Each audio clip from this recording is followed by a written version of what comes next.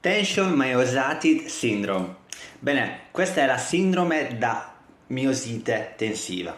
Cosa vuol dire in altre parole? Vuol dire che abbiamo tensione interna nel nostro corpo causata da nervosismo, da stati d'animo, che può essere ansia, frustrazione, tristezza, senso di colpa, che da molto tempo è lì nel nostro corpo, inespresso, che insomma bollisce dentro e in qualche modo deve essere espressa prima che questa tensione vada via. L'80% delle persone che hanno dolori cronici hanno questa sindrome.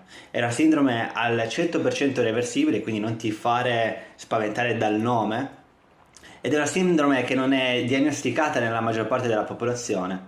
Eppure, come diceva il dottor Sarno, dovremmo tutti avere una diagnosi per capire dove arrivare.